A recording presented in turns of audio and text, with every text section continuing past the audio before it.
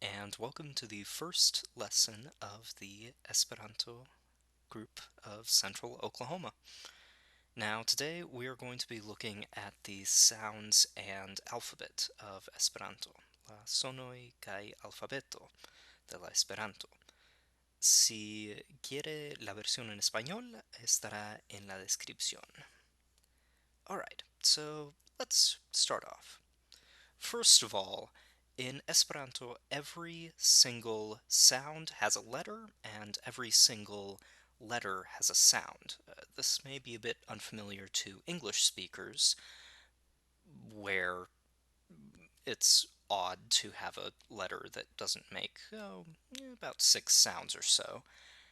But in Esperanto, whenever you see a letter, it makes that sound. And whenever you want to say the sound and write it down, it's one letter.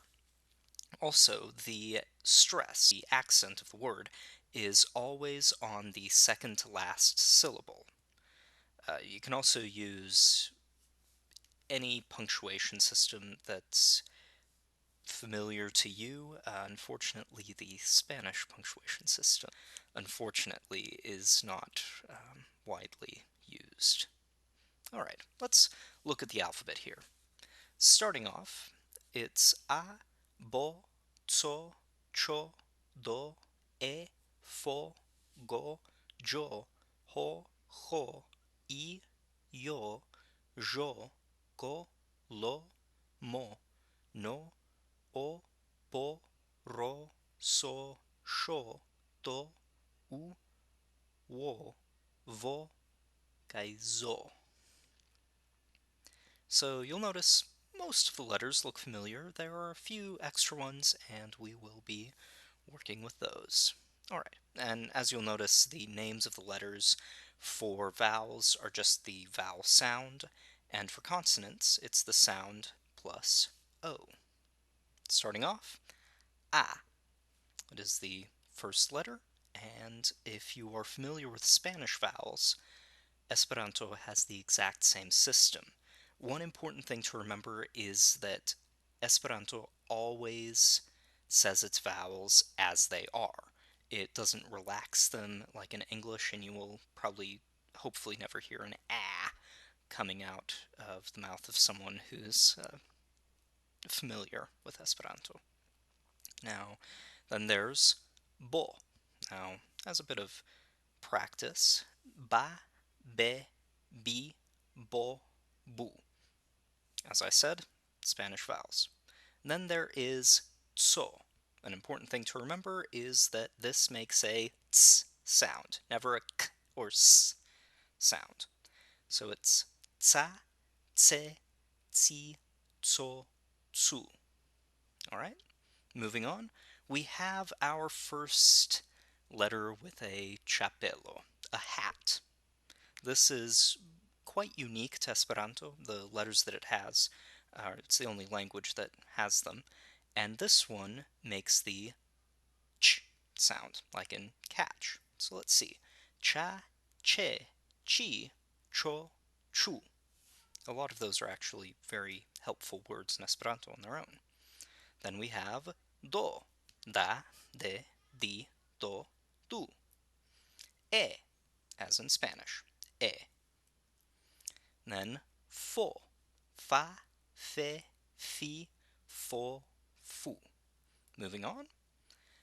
Go, ga, ge, gi, go, gu. A helpful thing to remember with this one is that it will always make a g sound, regardless of what vowels it's around. Then we have jo, a bit unusual, but ja, je, ji, jo, ju. Then we have ho, ha, he, hi, ho, hu. And here's a very fun one of the sounds in Esperanto that English doesn't have, at least on this side of the Atlantic, and it's the sound that you'll hear often in Spanish, the J or G before INE in Spanish. It's the ch sound.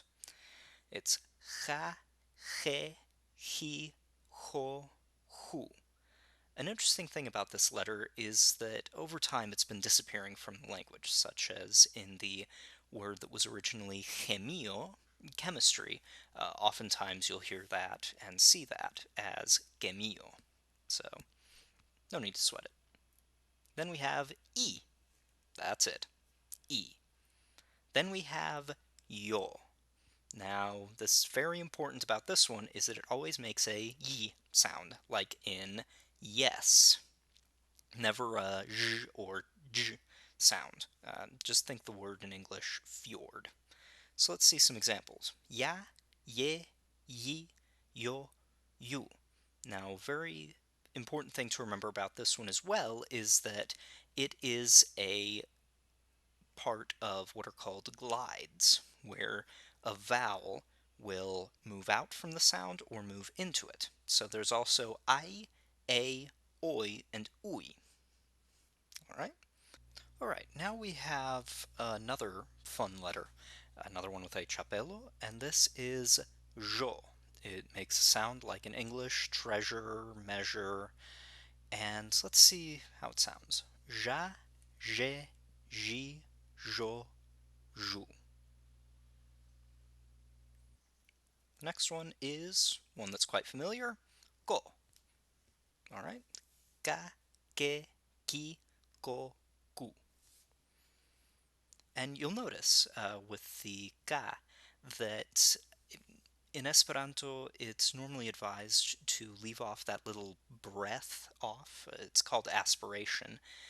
English, it happens whenever K sounds, T sounds, and P sounds show up in front of a vowel. Esperanto normally leaves that off, but it takes some practice. So let's look at the next letter. La, le, li, lo, lu. Then ma, me, mi, mo, mu. Na, ne, ni, no, nu. Now you'll notice these are pretty familiar. Then we have o, and it's just as it is in the Spanish. Then we have po, with ba, be, bi, po, pu. And with ro, um, a wide variety of pronunciations are accepted. The rolled form is the most recommended, but the English way of doing it, a tap, is also accepted, as well as the French and German uvular, the ro, is also accepted. Then we have so, sa, se, si, so, su. Then we have this fun one here, another one of the letters with a chapelo, is sho, sha, she, shi, sho, shu. Then to, you can either do this from the teeth or from behind the teeth, ta, te, ti, to, tu.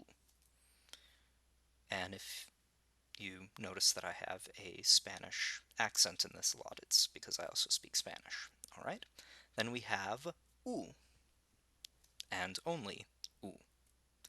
Then we have wo, which is interesting because it doesn't appear very often at the beginning of syllables. It's something that vowels move into, such as au and eu.